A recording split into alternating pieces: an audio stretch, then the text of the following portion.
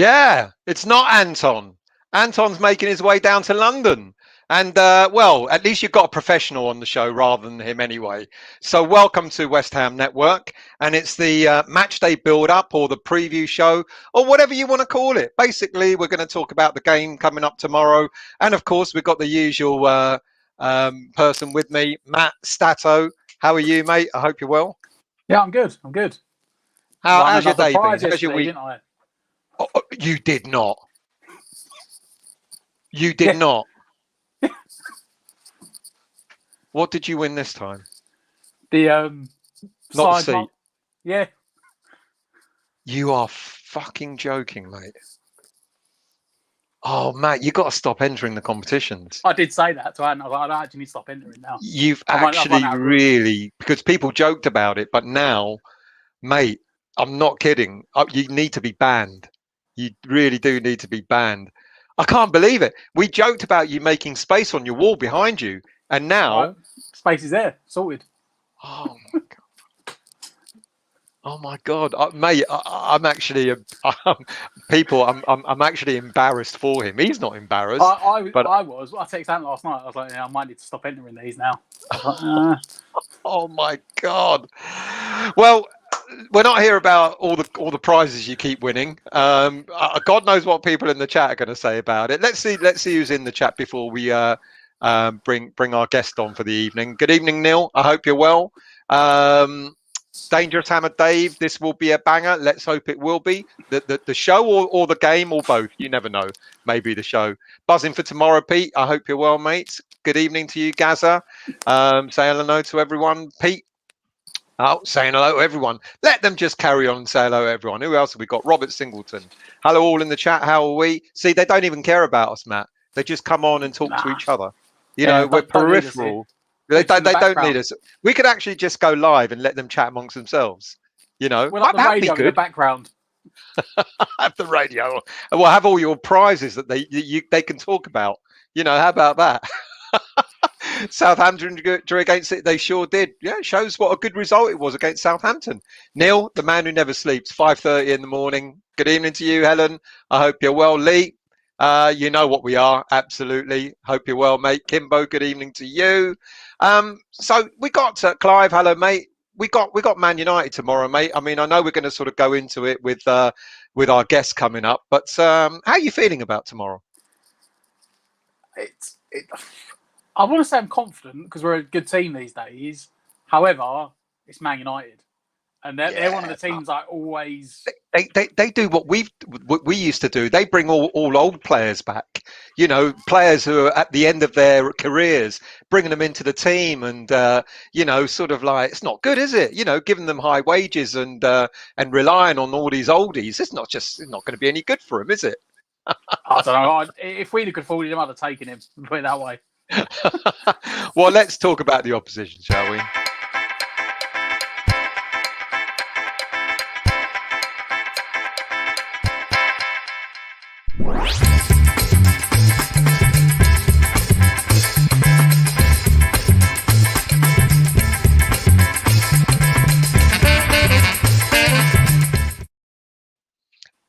Good evening, Natalie. How are you? I'm really good. I'm happy to be back on this show. You're always welcome, Natalie. Always welcome. This show, Man United have won. So. Right, see you, Natalie. Thank you for being on the show.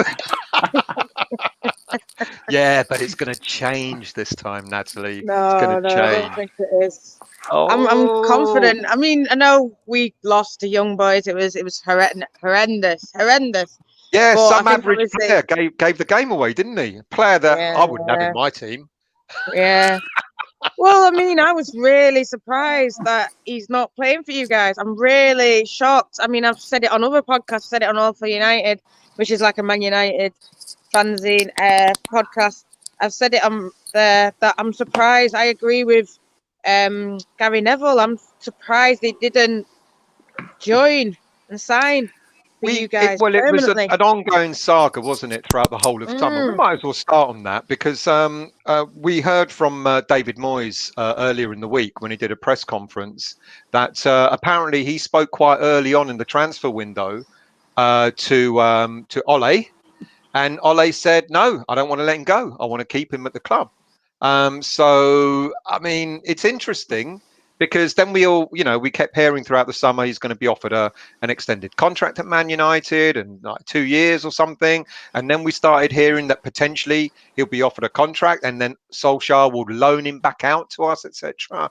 Now, are you worried? I mean, I know, you've got a good squad. Let's not deny you've got a very good squad. But are you worried about losing a player like Lingard on a free?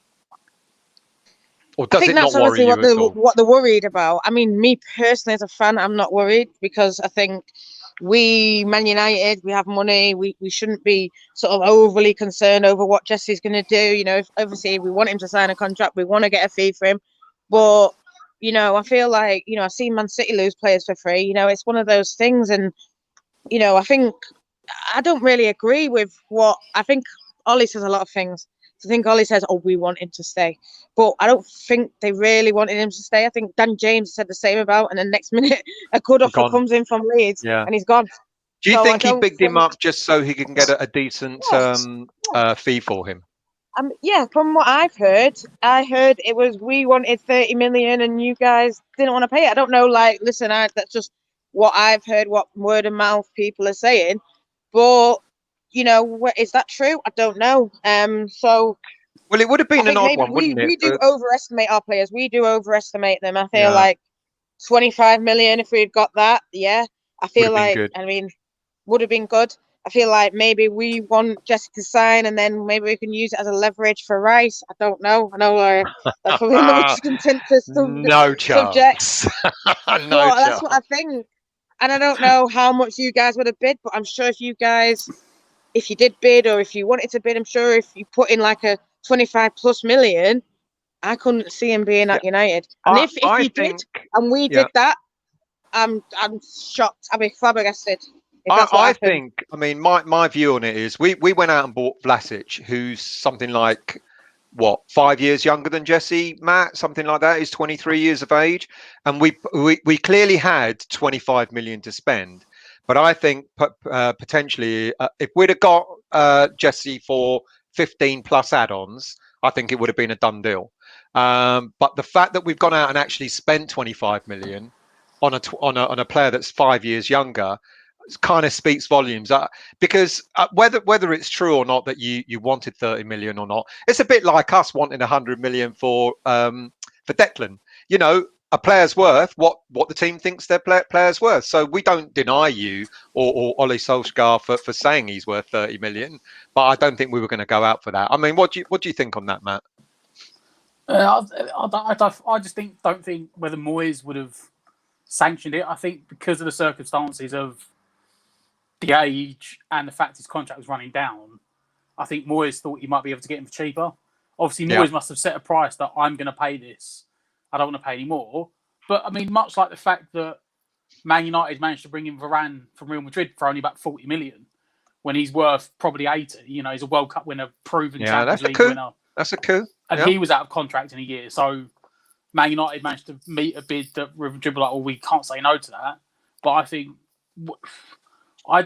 because of the age, the resale value as well, which is obviously something Moyes always looks at, I don't think he'd have paid 30 million for a 28-year-old in a year with a year on his contract. I agree. Because he would probably think, I'll never get that. In 3 years' time, 4 years' time, I won't get that back on him.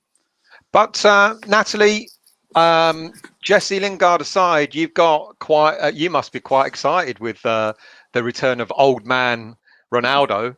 As I joked before you came on, you're doing a West Ham where we always used to bring in players at the end of their careers and pay them massive salaries and wonder why it didn't work out. Like Chicharito was a prime example. We brought him back on a massive salary, but it's a bit different for Ronaldo, isn't it? Are you excited as a fan that Ronaldo's back, or did you not want it? Or no, 100%. I wanted Ronaldo. Ronaldo is everything. I remember I was 12 years old when Ronaldo joined, and I remember him ripping Bolton apart, and I just thought this guy's going to be something. And then obviously grew and grew. That Portsmouth goal, the Porto goal, the Roma header. It's all these memories, and no fans then sit there and say, "Oh, he's 38, he's this, he's that."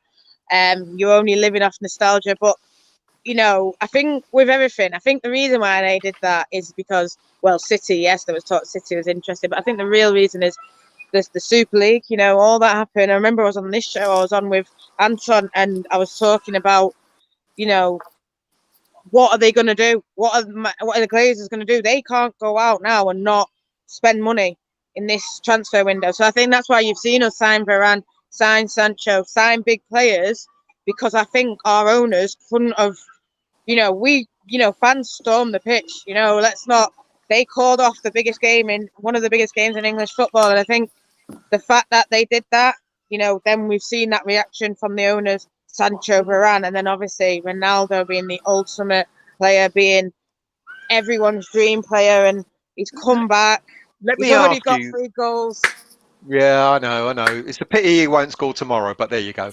Let me ask you, who are you more excited about in terms of a signing, Ronaldo or Sancho?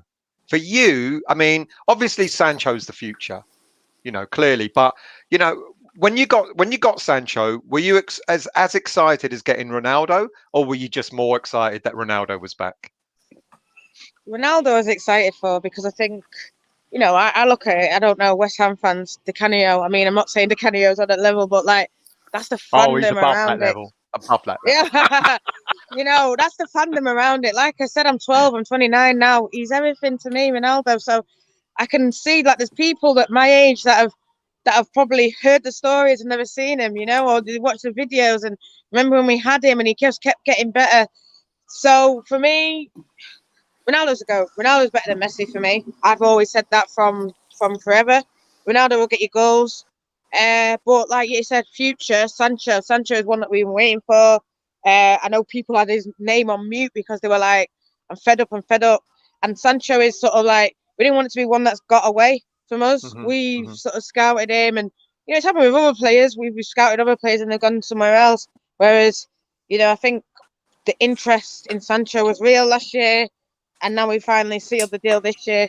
And I know people say, oh, he's not done anything, this and that, but he'll come good. And I think that in a way, Ronaldo's signing has sort of not helped him, but now the old focus, everyone's looking at Ronaldo. When's Ronaldo going to score? What's Ronaldo going to do? Whereas Sancho can just build up quietly. I do see him getting a bit of grief, but he can just do it now without as much pressure. Because imagine if, Sancho hadn't have scored a goal and we didn't have Ronaldo. Everyone's talking about Ronaldo, so it does take that bit of pressure off him. Takes the pressure off, yeah. Yeah. And he's learning off Ronaldo. Imagine if Sancho's as great as Ronaldo. We'll all be buzzing. You'll have a decent player there, yeah, absolutely. Yeah. He'll be almost as good as Mark Bowen. So there you go. Now, of course, there's all this talk about your next target. You're not going to get him, mind you, because we're going to win the Europa League, and then we're going to go into the Champions League next season, and we're going to win that as well. So, what do Man United fans think of Declan? I've got Man U mates who keep going on at me, going, "He's not worth 100 mil. He's not worth 100 mil." Now, we know a defensive midfielder, no matter how good he is, would never be a Grealish value. I think Grealish is overrated and overvalued. But that aside, but what do Man United fans really think of Declan? I mean, what we see all the stories from the West Ham perspective, but what stories do you guys get from the Man U perspective? Do you believe he's really close? Do you believe it's a no-go, or how is it portrayed to you guys? For me, I feel like it's the next one. I feel like he's top priority. I feel like that's what we need. We need a 6. A lot of people are talking about Donny. That Camavinga, who's just gone Real Madrid, a lot of people are talking about him, saying he's going to join United. He's better than Declan. But I feel like Declan is one that's on our radar, one that we want. Like I said, I feel there was a lot of talk in the summer, and a lot of Man United fans are saying it, and I would have been happy. Give you guys, 60 mil and Jesse, stuff like that. And I know you guys probably wouldn't have accepted that. I don't know. But like we would have been insulted, Natalie. You would have been insulted. But the thing is, though, I don't see you guys getting 100 mil and then hearing time after time he's running his contract down. So 3 years. That's not. I'll be honest with you. If he runs 3 years down, we'll be happy with that, wouldn't we, Matt? I mean, he's got 3 years left. It's 3 years and an option of a year. And an option of a year. So he's got 4 years. If we run him down for 4 years, We've done well. He left on free at 26. Yeah. The money we get out of him for them 4 years would be worth what we get for him. Absolutely. But Matt, even you must believe that you're not going to get. I think the max you're going to get is 60. That's a defense. Look, let's think about a defensive midfielder. Like you said, Grealish is overrated. I mean, we could have got Grealish. I can't see us spending 100 million on a player. We spend, 96 on Pogba. That's the closest. But I think the problem you've got is that you've pushed yourself into an awkward position by the price you've paid on other players. Yeah. For me, he's better than Harry Maguire, and you paid 80 million for Harry Maguire. Very true. And that's what David Moyes will say. You just paid 75 million for Jadon Sancho. So you're paying, and look, we say 100 million, but I'm pretty sure if Man United put 80 million on the table, it'd be considered. Yeah. Well, you could. I would discuss 80 million. That's it. You know what I mean? That's like the high end. So what you're talking 70 plus 10 million add-ons if they win this, and I'm sure, you know what I mean. I'm not a business person, but I'm. But I'm this sure is all arbitrary. This is all arbitrary because he ain't going to Man U. No, I think I said this before on our channel. I think he'll go to Man City. I don't think he'll do that. I think he'll go to Chelsea. I think that's where his heart's set. So look, three different people, three different opinions. This isn't a show about players coming and going. This is all about the game tomorrow. So let's go into that and see what happened last time.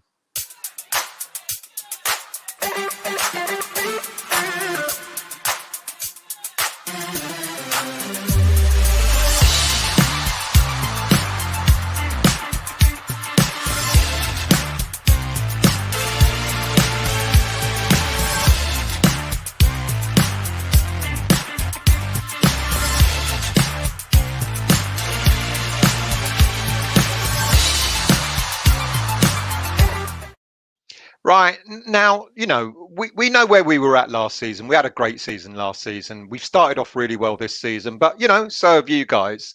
So you started off saying, Natalie, that you're confident about tomorrow. Talk the game through us. What sort of team do you expect Ole Solskjaer's going to put out? How do you think the game's going to go? I think he's going to put a similar team to the Newcastle team. I think Ronaldo up top. He's already said Cavani won't play. Yeah, just basically what you were showing here. Wan-Bissaka, Varane, Maguire, Shaw. Matic, I don't know. 50-50 on. I mean, there's talk that Scott McTominay travelled down. Whether he will, I don't know. Well, yeah, definitely Sancho, Greenwood, Ronaldo, that kind of thing there. Like I said, I think the midfield is sort of not most contentious, but that's where the most debate is. I feel like the rest of the team, yeah, spot on. But the midfield, is it going to be Matic? I don't know. Doubt it. I think he'll play, like you say, a more stronger. But then, it's Fred or Scotty. But I do rate Scotty. I know a lot of our fans might say this and that about Scotty, but I think, rate him. But whether it's right to throw him back in the away game, I don't know. So I rate McTominay. I think he's a decent player. He's learning his trade. He might one day be as good as Fred.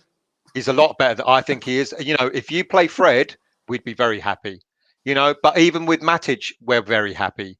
And ironically, I don't know what you think, Matt. If of those three, McTominay plays, I think that would be the one I'd fear more out of Fred or out of Matic. Matt, what do you think? But I'll be honest, Pogba has to play there because they're trying to fit him in with Bruno Fernandes. But the more defensive one, out of the three, Matic is probably the weakest, just because of his age now. I don't think he can cover the ground as well as he used to. Fred, I'm just not convinced in the slightest that he's even at the standard to be playing for Man United. McTominay is the best of the three. I know that is the position they were looking at trying to fill this summer, which is why they're linked at Rice. But I still think McTominay's a decent player. He's a big unit as well. And he's like 6'4" or something. Yeah. So I could see for our height in the midfield as well that it would make sense if he can to bring him in, just to try and compete with the physicality that we're going to bring from Rice and Souček. And Natalie, so your team pretty much nailed on. You think it's going to be the same. You've seen some of the players we bought. I mean, are there any concerns that would you highlight any particular player that you think is going to give your team a hard time? I mean, there's one player that we are going to be missing, of course, and that's Antonio. Who I think would have easily, with the greatest of respect to your defence, I think Varane is good. I think he's an excellent, more than good. I think he's a fantastic player. I'm inclined to agree with Matt about his name's gone, Maguire. I don't think he's worth 80 million. And I think had Antonio been playing, he probably would have given Maguire a bit of a hard time. But we don't have him. But that aside, do you have any fear of any of the players that are likely to line up against you tomorrow? Well, Souček causes problems. Antonio always causes problems. I've seen a bit of West Ham, not seen a lot. I know you guys won and stuff, but you started off well. Probably like you said, the new signings. It's just one of those. Whereas it always come into West Ham. I think as well the atmosphere. You guys will be up for it. The stadium will be bouncing. You want to beat Man United. I think even when we played you that game where you did have fans that one little time, it was that sort of put us on a back foot in a way, And I think the game that we got cheated out of, but we won't mention that. even playing when we played Wolves, I feel like we played so well versus Leeds, and then when we went away, it's even the young boys. When we went away, I don't think it's that we can't do it because we can beat these teams at home. It's now like we've got an issue away because the fans are back. I don't know. That's interesting because ironically, the counter to that is that a lot of West Ham fans were saying with fans back, it's going to be more pressure on West Ham. But our players have relished it, Matt, haven't they? They've absolutely relished having the fans back. I think the very first game, the first home game was Leicester, wasn't it? And all the media were saying we're going to struggle. And we galvanised the team, went on and won. But I'll be honest, for me, I don't think the problem with Man United is the players. I just don't think Ollie's good enough. I'll be honest. For the quality of players you've got, and the thing is, if you go to that game, like the young boys game, he put a good team out, but there doesn't seem to be an idea of what's going on. There's not like an actual. You haven't got an identity anymore. Like everyone knew how Man United used to play. And now it seems that Ollie doesn't know what to do. He doesn't know how to change it. I mean, you were 1-0, you were drawing 1-1, I think 1-0 up when you had the man sent off. And back in the day, I put West Ham into context of, say, young boys. If that was West Ham Man United back in the day, Man United losing a player would not have mattered. They'd made one sub, and they'd have carried on exactly the same way. And he brought on a fullback straight away. Then he brought on Varane at half time. And then he took off Ronaldo and Bruno Fernandes. Was it for Lingard and Matic? And I was like, it's very 20 minutes to go. For a Man U team. Up shop. Yeah. I just don't think he's actually good enough to be a Man United manager.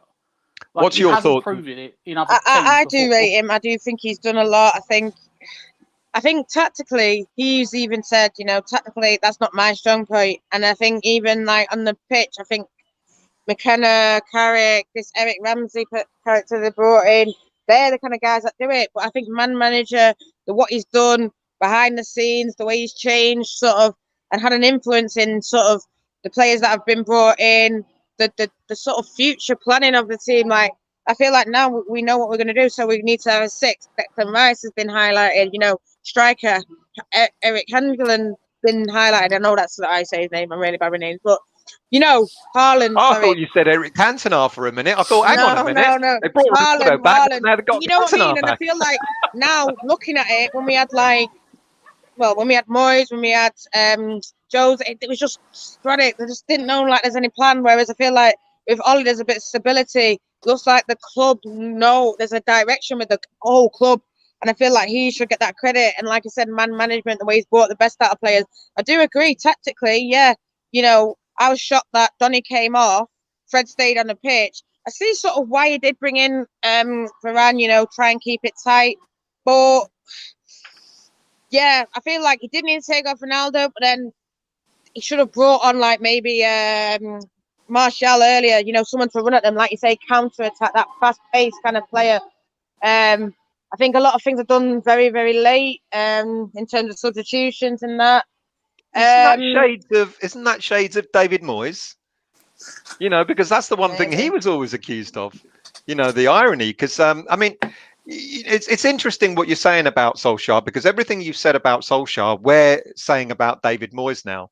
Whereas I remember when you were on a show quite early on when Moyes had just rejoined, we were really apprehensive, and I remember you telling us about how Moyes managed Man United, and you did say there was some of his decision making was a little bit haphazard, but it's taken Solskjaer that time, isn't it? Now you've got the faith in him in the same way as we got faith in David Moyes, because he's been given that time to put things right, don't you think? Yeah. I think he has put things right. I feel more confident. I feel like more like Man United. Look at us. We've got Ronaldo, Sancho, and Varane, and I feel like he has built us up to that point of getting it. I feel like if we had had Jose there, we wouldn't have been getting these signings. I don't know. Yeah. Maybe we would have, but I just feel like players have the confidence now, and I feel, it's weird because, I feel like everyone's gonna have a weakness. Everyone's got weaknesses. Let's not sit here and say no, manager's perfect and this and that. Even Sir Alex Ferguson had weakness, but I feel like maybe now with everyone looking at things and that dissecting things, it's highlighted a bit more. I don't know, but I do think that with Moyes, my issue with him wasn't what he was doing. Is the fact that I've even spoken to fellow fans about this. Moyes came in, ripped out the whole coaching staff and put in his own men. I mean, that's his prerogative. He can do what he wanted. But a team like Man United, I just felt like that wasn't the right thing. And if he had, Ollie came in himself, brought back Mickey Phelan. I know people then say, oh, you're just thinking of sentimental. No. Brought back Mickey Phelan, brought back Carrick. And that ended up, brought back Darren Fletcher, who's now sort of involved in the higher echelons, brought back football people that are Man United through and through. And let's not downplay that. I think that he played a very important role in where we are today. I know that some fans will go, this, but he's done this wrong, he's done that wrong. But let's look at what he's done right as well. And I do think he's a great manager. I think the same about David Moyes. I think, maybe when he came into your guys, I was like, oh, but you guys love him now, and that's it. And you still see his weakness. You still see that he's got weakness and say, this is what, and he can improve. But he'll know more than himself what he needs to improve on. You know what I mean? And we'll, us fans will always say this was wrong. And I feel like fans should always be able to say that, but we need to accept that he's done good things as well, I think. So Natalie, before we just finish off, who are which player or players do you think we've got to be worried about? A late 30s Ronaldo or? No, listen. I get it. I'm joshing. But he's the GOAT, isn't he? If it was Messi, you'd all be worried about him. Ronaldo, same level. And I just think Bruno and Ronaldo linking up. That's what I think you should be worried about. Pogba linking up with Ronaldo. He's not linking. And I just think that's who you should be worried about. Yeah, Ronaldo and Bruno and Pogba and all the same players. And hopefully this will be Sancho's game. Bruno, remember, he came on and I remember coming back on this podcast and you guys were dominating us. It was half time and I said, they've got to bring on Bruno. And Bruno came on in that game and changed the game. And he's still got that same influence. Was that the game we got cheated at? Well. Was that the game when the ball went out and they allowed it to go in? Was that the game? Oh, that's the game, yeah. Bruno. He did, though, to be fair. He was quality. He was quality. I'm only joshing with you. I am. Yeah. It's always a pleasure to have you on. Before you go, Natalie, and thank you. People have said, you shouldn't be out on your own at night. So do take care of yourself. And what's the score going to be? Now, be realistic. 3-1 Man United. 3-1 Man United. Ronaldo, Bruno, Pogba. 3-1 Man United. It's your prerogative. Natalie, always a pleasure. Thank you very much. I hope you come on again when we got you again on Wednesday. So not only are we going to get 3 points off you tomorrow, we're going to knock you out of the League Cup on Wednesday night as well. So thank you very much, Natalie. Much appreciated. And take care. Cheers, Natalie. Great. She's such a vibrant guest, isn't she? It's like, sorry, people, we are going to come to your comments. Absolutely. So, please bear with us. But she is a great guest, isn't she? She is. Up the evening. Know what? I can't remember how many times I had her on now. Yeah. But like every time there's Man United game, she's like, yeah, I'll come on. Yeah. Chat. I mean, don't know where she was off. She was on the wall the whole time. She looked like she was going out clubbing or something. She's like, I'll still get time to get you guys on.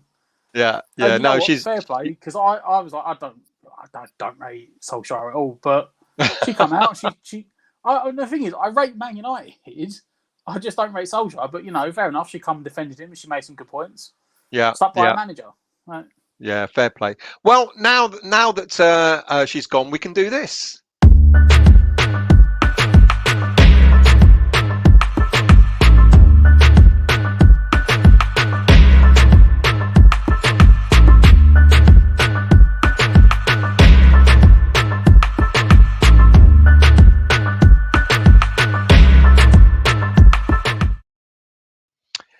Mate, the result we had during the week against Zagreb, that one or two people said they were surprised that we dominated the game so well.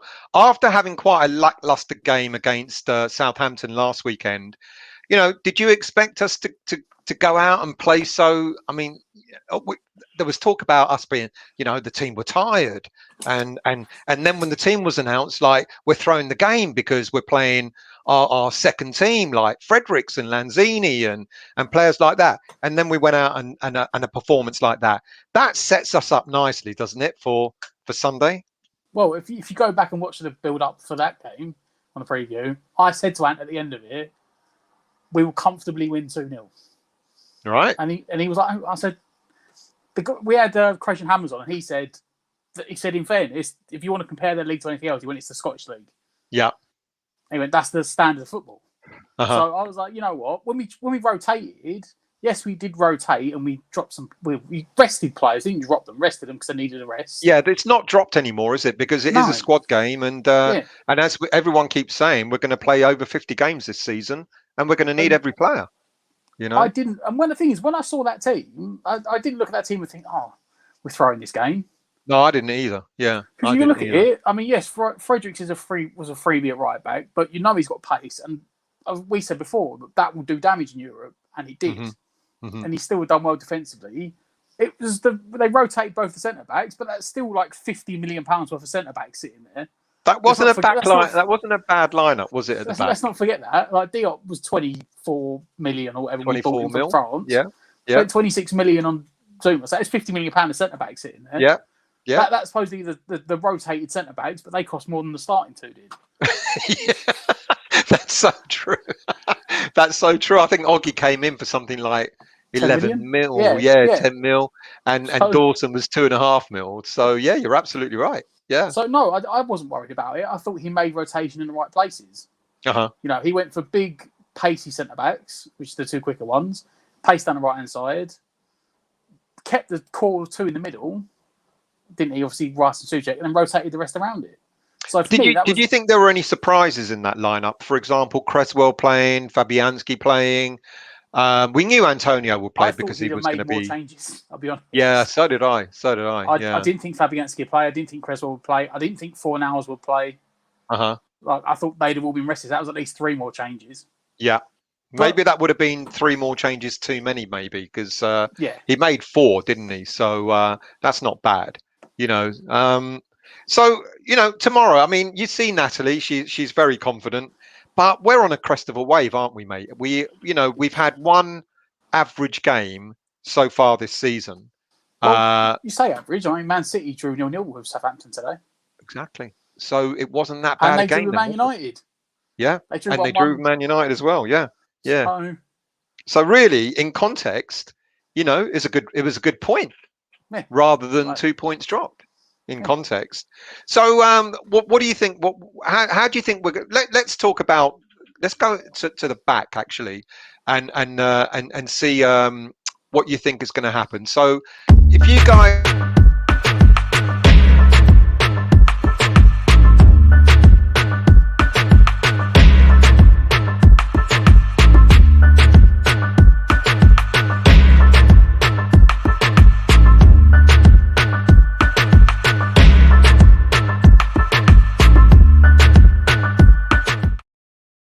I cut myself off there. Did it too soon. So let's go right at the back. I think it's Areola's time, but you and everyone else reckons that he's going to be faithful and stick with Fabianski. What are your thoughts for tomorrow? I saw your show last night with Nigel. I do think it will be Areola. Yeah. But I'll be honest, I thought it was going to be Areola for the cup games. Is what I thought. Because, I know we said, it's more fluid now, and it's rather than having two separate teams, a cup team and a league team, he's just moulding it and changing it and dropping and changing players as and when he sees it. But he did have two separate teams last season, didn't he? At the start of the season, we did have the Carabao Cup team for 3 or 4 games, whatever it was, and the league team. So I honestly thought Areola would have played in the game Thursday. I do think he'll play today. I think he'll play tomorrow, and I think Fab will play on Wednesday. Having said that, if he doesn't, obviously then Areola will be playing Wednesday. I think it's interesting because I said it looks like it's making a statement that he's been faithful to Fabianski by sticking with him. I'm with you. I thought Areola would start because I thought, right, okay, so Fabianski has started all the Premier League games so far. So I thought that means Areola is going to play the cup games, and there might be a switch at some stage in the season where you might see the reverse happening. But having seen what he did, he actually alluded to it, didn't he, in the press conference, that he wanted the players who got us into Europe to experience it. That's what I was going to say. I think it was a reward, wasn't it? He wanted to try and reward as many of the players possible that played last season. Yeah. For it, so maybe that was Fabianski's. Yeah, look, you can have the European Cup game because you got us there. Yeah. And look, we know Areola was brought in as a number. Well, he was brought in as a competing number one. It wasn't like when Randolph came in, where he literally came in. It was a backup. Clearly as a backup. Yeah. I think Areola starts tomorrow. We'll go through the whole team in a minute. But how do you see the game panning out tomorrow? What are your thoughts? Because there's people in the chat are saying we're going to go to a back 5 and so on. I don't think he will, because I thought he'd do it in the cup game. I thought he'd do it in the Europa League game. So I think, I think he'll go over back 4. However, it wouldn't surprise me if he did magically switch things up and go to a back 5. Because the option, now that Masuaku is fit, that does give him the option if he wants. I know. Unfortunately. But I don't think he will. I think he'll play back 4. I mean, if we do play a back 5, he starts, doesn't he? Yes. There's no question about it. So I'm going to try and do what Anton fails to do, and we're going to try and do the team. So right, let's start off with in goal. You said Areola. Yeah, we'll go Areola. Yeah, and I'll be honest with you. I'm inclined. Well, if I can find it, I'll be inclined to agree with you. So let's get on it. Areola and go. I agree with you. Okay, are we playing a back 5 or are we playing a back 4? I'm going to say a back 4. Right. I'm inclined to agree with you in a back 4. So I think it's pretty obvious, isn't it? But who's going to go right back? It'll be Soufal. He's had his rest now as well, so hopefully he should be a bit more lively because he did get his rest on Thursday. He didn't have to play the midweek game. Now, who's going to be your centre-back pairing? Ogbonna and Zuma. There's just no doubt about that in your mind. The way that Zuma played on Thursday, no. Okay. Left back? Creswell.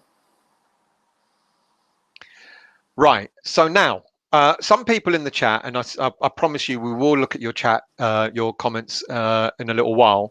Some people have suggested that this is where our two centre midfield pairings get a rest. Declan and Solskjaer. What's your thoughts? You ready for this? Now, obviously, remember, go on. There's no Antonio, right? Yeah. So we're going to change the formation. Oh, hang on. You're going for a 3 in the middle. 3 in the middle. Oh, okay. Go on. So Dec's going to sit in front of the back 4. Okay. And in front of him is going to be Souček and Král. Oh, Matt, I tell you what, I quite like that, but that does mean So we're then going they to can give all up rotate something in. round. But that does mean we're going to give up something in attacking midfield unless Souček plays further up front or further forward, The should I point say? being with the three of them is that I've said Rice is sitting, but they can all sit, so they can all take it in turns of rotating around where one sits, or say two sit and one goes. You know, you could say two sitting and one's in front, but they're all box to box guys that can carry the ball forward and make runs into the box. So it gives you the opportunity. So one has a breather sitting in front, or two have a breather sitting in front, and one runs, and they can, like we saw Project Restart. He done it with Noble, the three, didn't he? And everyone said, well, Noble was supposed to play in like the attacking midfielder, but realistically, they took it in turns, didn't they? Rice was the one that sat, but then Noble and Souček took it in turns to make runs into the box. So I think you play the three of them, and they can take it in turns between the three of them. Good shout. Good. Really interesting shout. Right, we're going further forward. No Antonio, of course. So, what are you going to do further up front? You're going to play a flat four? Are you going to play a 3-1? We're going to get what we got 4 and 3, so we've got 3 left to pick. So I see 4 now's on the left. So despite he played virtually the whole game, he still starts for you. I see. Yeah, he's got legs for days, mate. Yeah, he doesn't even look tired. The thing is, he doesn't even look tired at the end of the game. He's still running. Yeah. Bowen in the middle. There's like a false number 9. Bowen in the middle. Yeah, it's like a false number 9. Ah, okay. And then Vlasic on the right hand side. No Benrahma. We need to save someone. We need legs in the second half. The players we've got left over that we can sort of, I mean, apart from the keepers, of course, let's bunch them up there. You got, Masuaku, who, if we needed to switch to a back five and take Fornals out throughout the game, we could do that. We got Lanzini. What did you think of Lanzini's game on Thursday? I thought he did really well, and I thought it was on the tackle. The 2 tackles were unfortunate because I generally think if he hadn't done them 2 tackles, he wasn't on that booking, I think he would have played a lot longer. Mm-hmm. I think Moyes would have tried to have given him like almost the 90 minutes. Oh yeah, don't forget, say about Benrahma. Benrahma's injured. Is he? When did that happen? Press conference. Moyes said earlier. Right, I didn't watch that. We said we've basically got everyone back, but obviously he said Antonio's banned. And he said, and Benrahma did pick up a knock on his knee from the European game. So it's okay. So we know they're out then. He didn't say that he's definitely out, but he said he picked up a knock. He's picked up a knock. So that would definitely say to me he's not going to start. So then the other players that we've got, sort of back up are the 2 centre backs, as you said, Diop and Dawson, and then we got the others, so Noble and Yarmolenko. So and of course Frederick. So when you look at that, all of a sudden, I'm not suggesting that we're light, but if we wanted to change things, if Benrahma is out and without Antonio as well, if we wanted to change things, the only person really that we got to change things is Yarmolenko. Well, you could use Fredericks. Or you could use Fredericks as a right wing back, yeah, I guess, or further forward for Vlasic, maybe, yeah. That I was going to say, they're not attacking options. The only other options you've got is Masuaku and Fredericks. Yeah. If you want to put wingers on in front of the back 4, because obviously you've done Fredericks against, was it Aston Villa? We shut out Grealish. We did indeed. And he played him right of the midfield forward, didn't he? So yeah. Mm-hmm. But we do know the squad is slightly light because that's what we had the game before we brought the players in. So, Antonio out for 1 game. The only other way I could see it is that Fornals plays in the middle of the 3. Maybe you take Crow out and then Yarmolenko comes in somewhere. Yeah, people have been talking about... I think Anton mentioned he thinks that Yarmolenko will start. I think Nigel said it last night as well, that you could potentially... Yarmolenko in, I'd take Crow out. Put Yarmolenko in the middle, put Bowen out onto the right-hand side, Vlasic to the left-hand side, take Crow out of the midfield on the bench, and then move Fornals into where Crow was. Or Leave you it could like be, that and or spread you it could be into a two. brave. You could be brave and do that. Yeah, you could be brave and do a 4-2-3-1, which the team have become. We have got options, haven't we, mate? I mean, you know, even if that lineup. So go on, mate. I say no. With the players, even with the players on the pitch, there's more than one way for Moyes to play, and I think that's why he's brought in certain players. Because you look at those three behind the Yarmolenko. You could do this, couldn't you? Any of them could play. You could do that. Yeah, see, it wouldn't surprise me. And then you just move like with the five at the back as well. With the players he's got there, he could play three in midfield, or he could play and two wide, or he could play two up front. Because if you recall, he could play Yarmolenko and Bowen up front together. Yeah, that's why I put Bowen a bit further forward. Because if you recall, what Moyes did a lot of the time when we played these so-called bigger teams, he normally left one up top on his own. And then we learnt that lesson a couple of seasons ago when we, where look who's here, look who's here. Oh dear, go away. We're doing absolutely fine without you. I'll tell you what you can do. You can put some chat up because we've not been able to put any comments up. So you do that. Go on, do your duty. I apologise to everyone for the preview show. Yeah, mate, we've done so much better without you. But, if you remember, Matt, a couple of seasons ago where he had one up top against these so-called bigger teams, and then he learned his lesson. And if you remember, Anderson played and he was put just slightly in between the defensive and the attacking. I'd say if you move Vlasic out, level the other side of Bowen, you could see something like that. Yeah. So you've got, something like that. So you've got the width for the fullbacks. Although the only thing I would say is that if you're playing like that, it wouldn't be Fornals. Yeah. Anton, what do you think, mate? What do you think our lineup's going to be tomorrow? And who is going to be in that lineup? I think you need to put the new images up that we've got of the players first and foremost. Yeah, well, I haven't got them loaded, so there you go. They're in there. They're in that bit at the bottom. You just copy. Are they? Anyway, yes. Just go. Let me have a look. Anyway, Name your 11. I've got Gaffer predictions. Let's talk West Ham.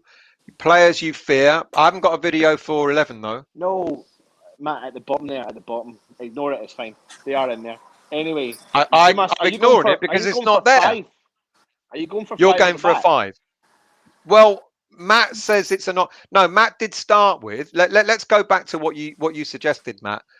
Matt suggested initially that it'll be 4 at the back. Now, what he suggested is Deckers will play slightly withdrawn, Kral in there, and then you've got Bowen. You basically a 4-3-3 is what Matt originally suggested.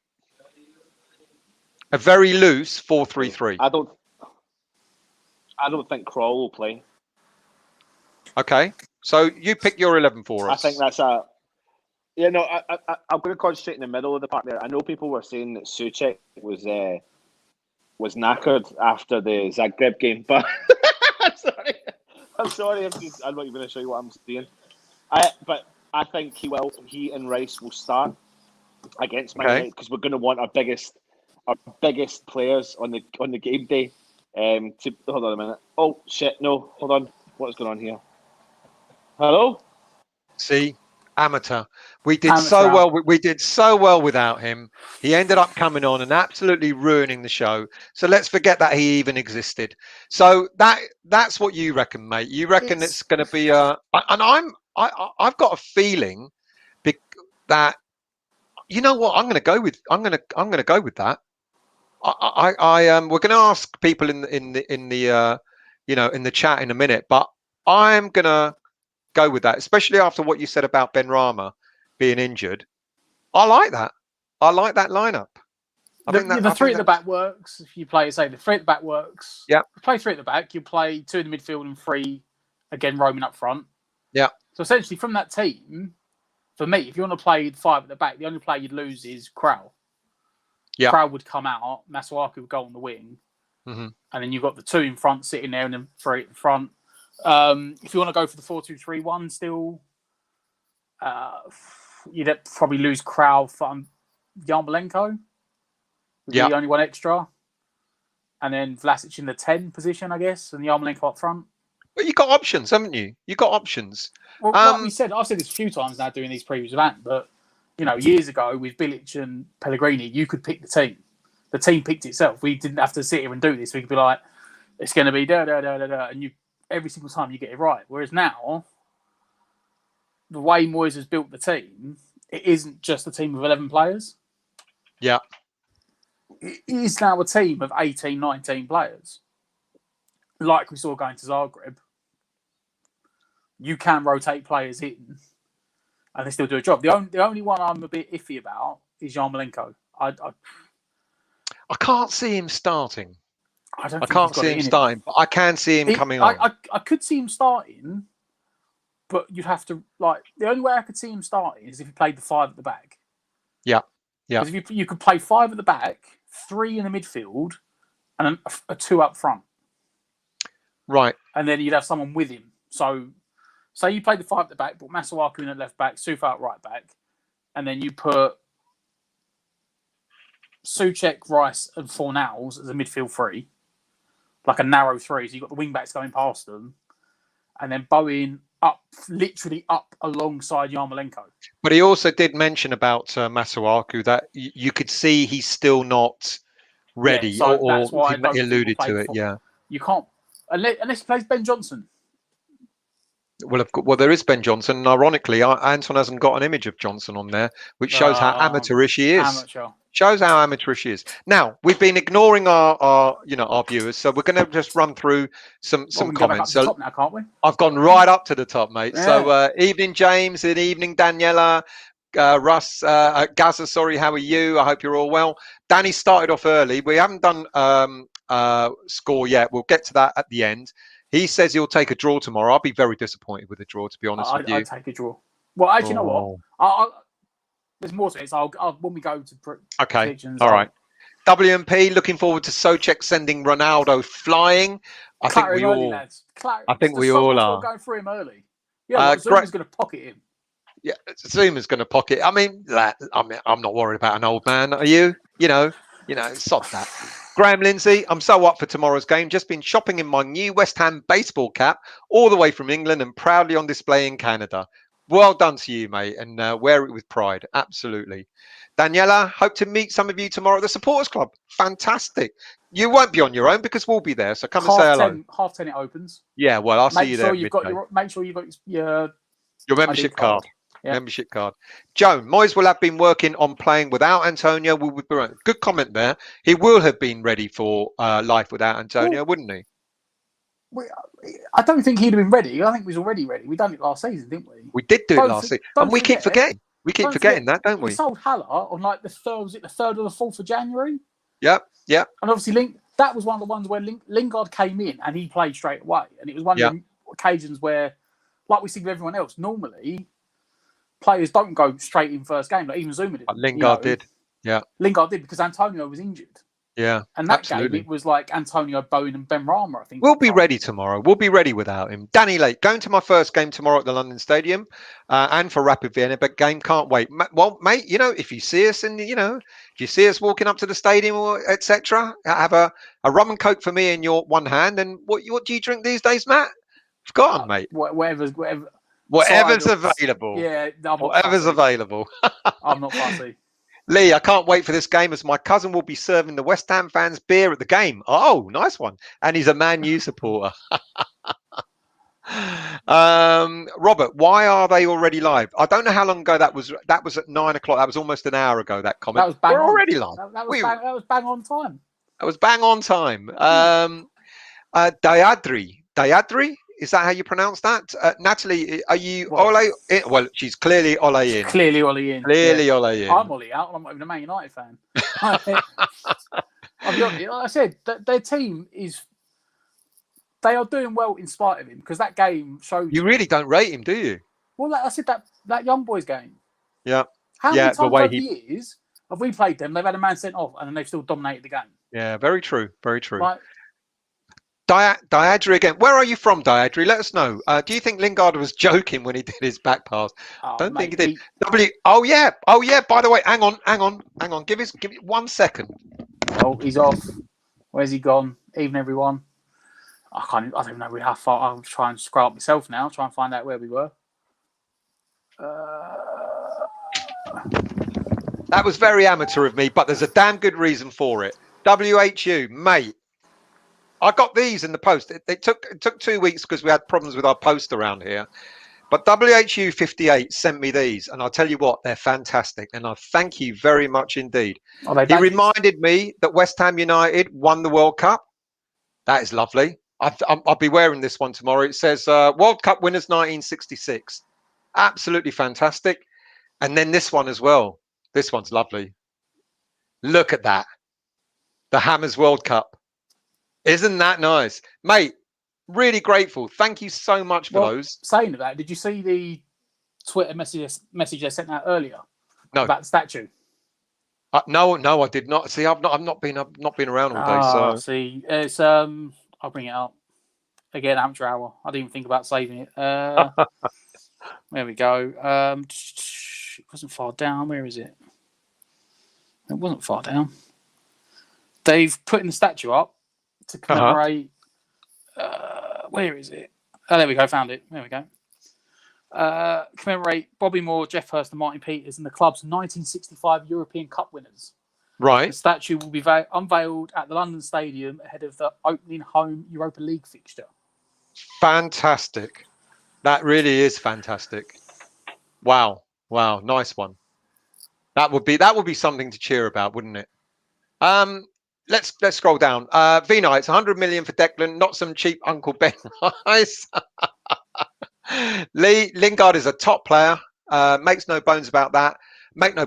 Would have loved him back. I think we'll still get him. Do you think we'll still get him? Was it last week on Sky Sports there was rumour that he turned down the new contract? He has apparently, yeah. So, as I said, and this is why I was surprised they didn't just come back to us and say how much you want for him, because he's clearly not going to sit around. He's not going to sit around. They'll lose him. I think they'll lose him. They'll either have to sell him cheap in January or let him walk for nothing. It wouldn't surprise me if he starts on Wednesday, and that'll be his first start, and they'll have played like nearly 10 games. So that's your chance, Jesse. You get the Carling Cup games, the Carabao Cup.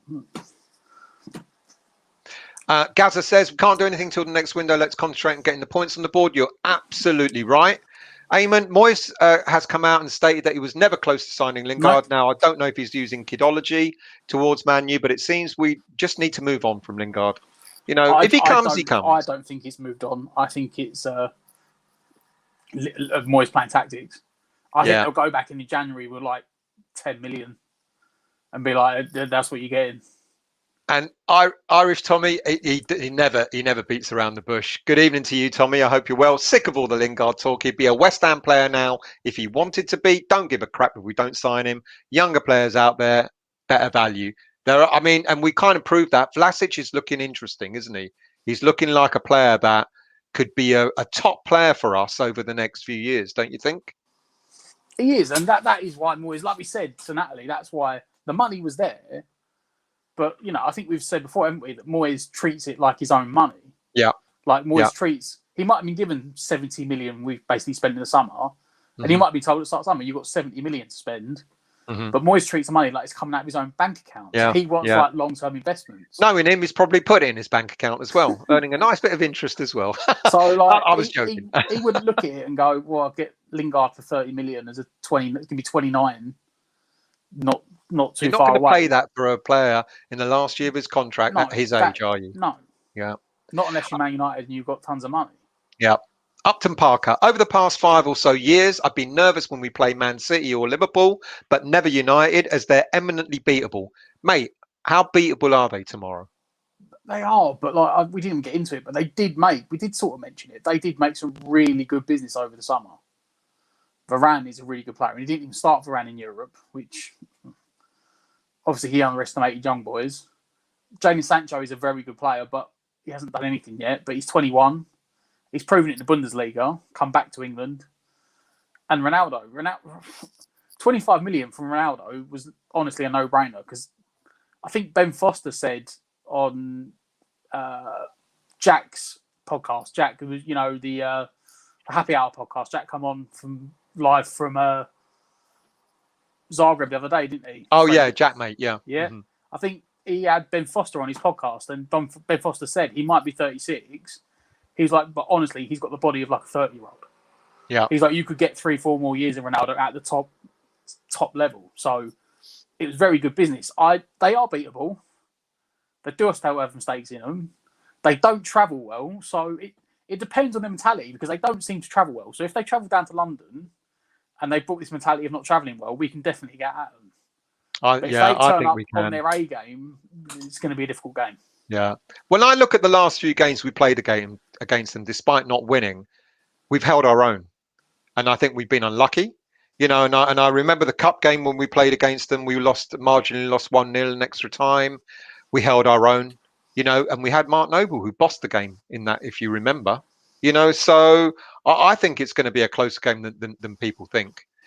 Gary, evenly matched. Man, you got 20 strikers to choose from, and we got none. But it must be a real. Well, they actually haven't, to be fair, because Rashford's still injured. Yeah. Cavani's injured. So for them at the moment, it is literally Ronaldo. If they didn't have Ronaldo, I think Greenwood would be, instead of playing out the wing, would be playing up front. Yeah, possibly. But then again, they are a multi-billion-pound team. So yeah. Eamon says, wish we could stop talking about Rice leaving. I do too, mate, to be honest with you. But the first column I read after the transfer window closed, the day after, was Declan going to Man U. And it's ridiculous because they pump that story relentlessly, don't they, mate? Well, the funny thing for me is I'm still waiting to see where this upset Declan Rice is. Because, Matt Lawless, was it? Is he right for the Telegraph? Oh, he's unhappy. Declan's unhappy. He's unhappy. Yeah. Everyone's unhappy because Zuma's coming to more money. And Declan said that, and that was a bit, wasn't it? Declan said that he's just going to run down his contract. It's 4 years, mate. Crack on. 4 years, run it down, crack on. And when I said that to people, we'd applaud him, wouldn't we? If he walked off after the 4th year and went for nothing, we'd be like, you've given us. He came into the first team at 17. About that. Yeah. So he'd have had 9 years in the first team at that point. At West Ham, 9 years, yeah, and winning cup after cup after cup. So there you go. The Chelsea fans that were in that when he put his statement out on Twitter, Matt Lawless saying that, all Chelsea fans were like, oh look, he's going to run down his contract. I've replied to one of them. Let him. So, mate, he's got 4 years. Let him, mate. He's got 4 years. He said he's going to run it down. I was like, because he really looks devastated and upset at the moment, doesn't he? He doesn't look like he wants to be there at all. He looks like he's absolutely loving his time there. Right. Diadri again. The person I fear is Pogba, but he has to stay back to let Ronaldo play further. How about you, mate? I mean, we haven't actually done that. So why don't we look at the player you fear?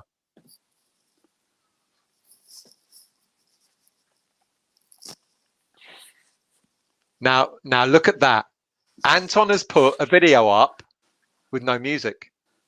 I mean, honestly, why do I let him do anything? Why do I let him do? Who do you fear? Which player do you fear out of Man United? You know what? If he's actually on his day, he is Pogba. Because he is like, I could say Ronaldo, because it's just the obvious answer.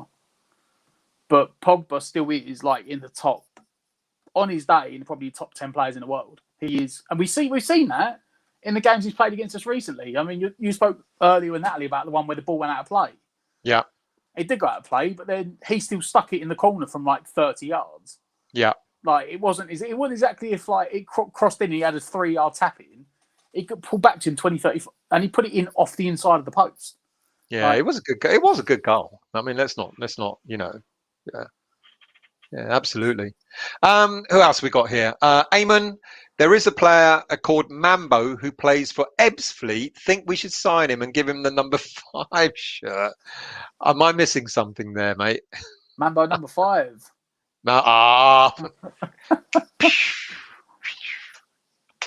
Tom Davis, always believe in your soul. You've got the power. Everyone's singing to us.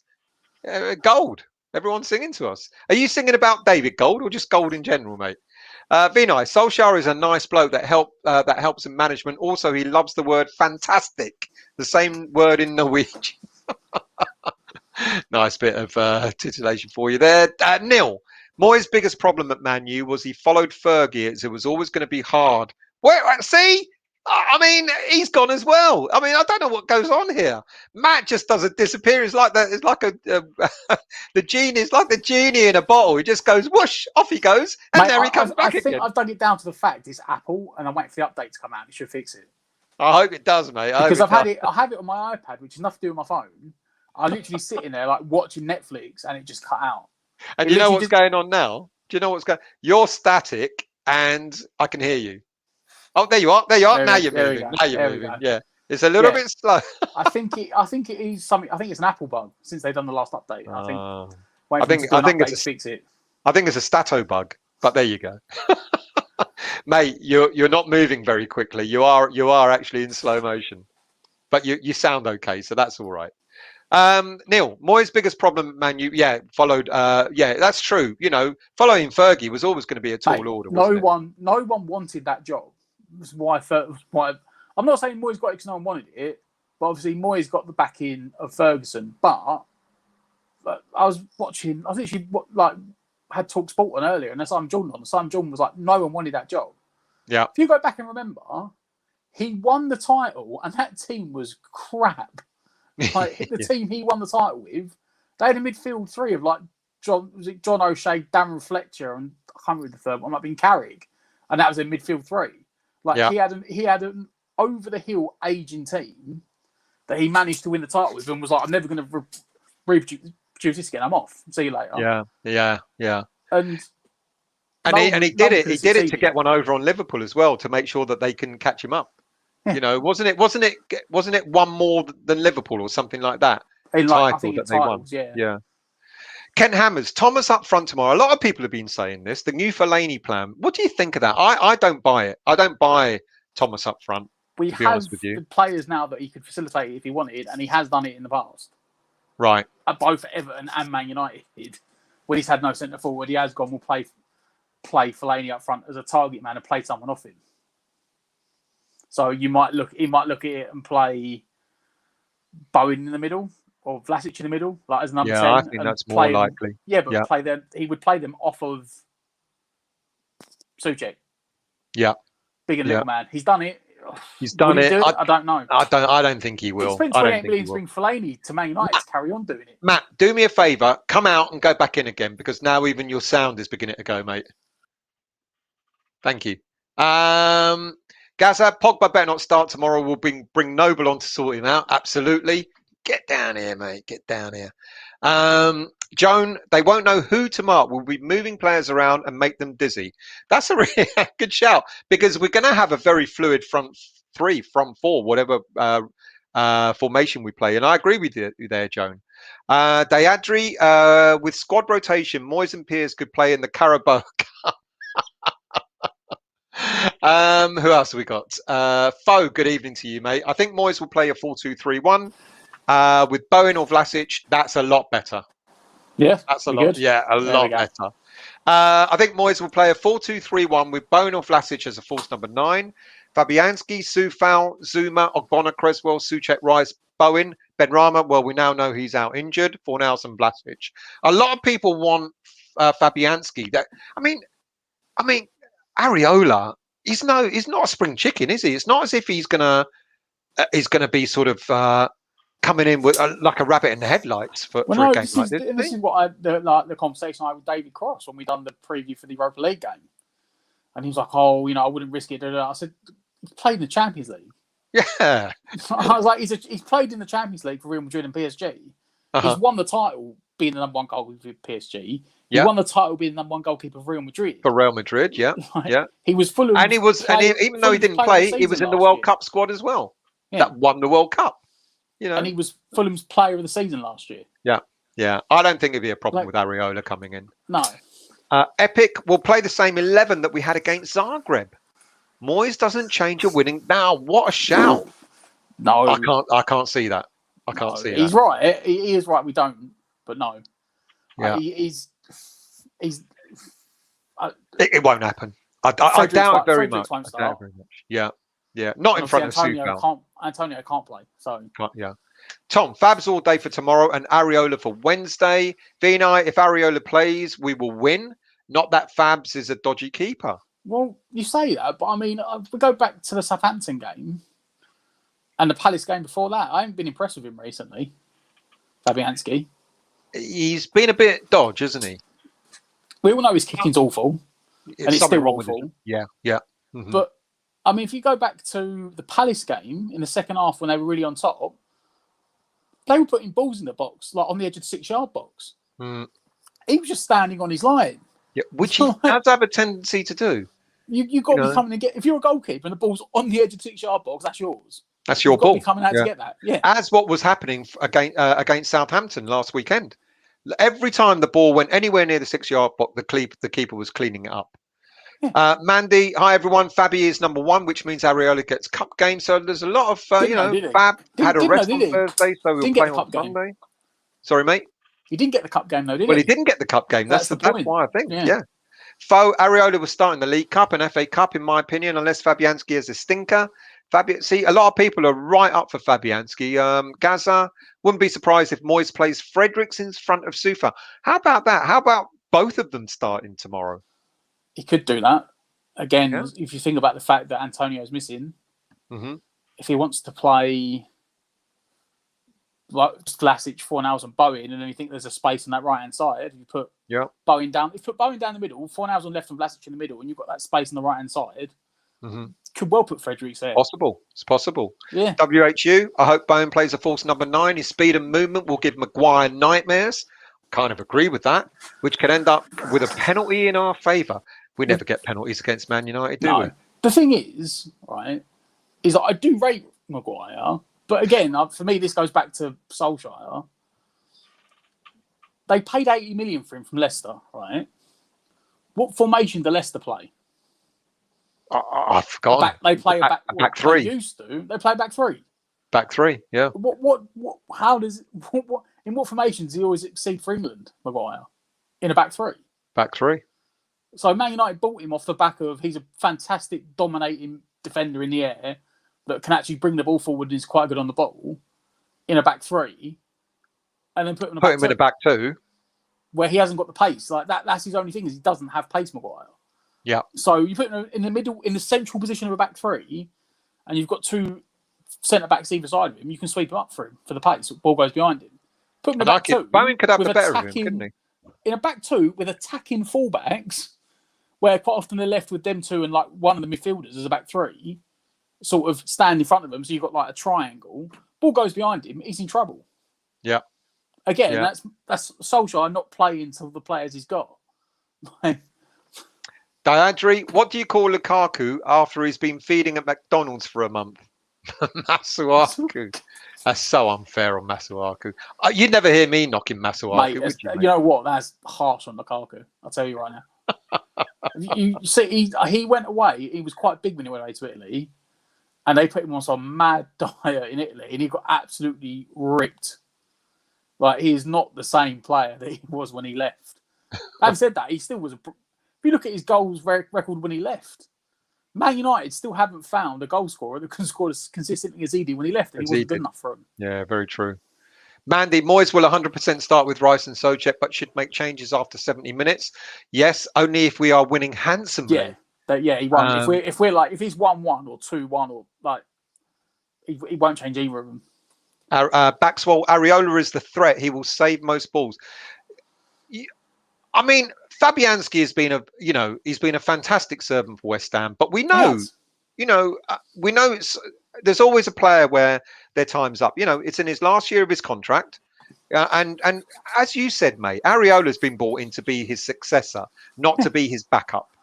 No. That's a big difference. I mean, the fact that was it just before the international break, the under-23s played at Reading, and he was there with Noble. Yeah. Fabianski. And you're like, why is he there? Unless that's going to be his next thing. He's already looking at West Ham. Can I go into the coaching setup? Under-23 setup? Possibly, yeah. Good shout. Yeah. It's his last season, Fabianski.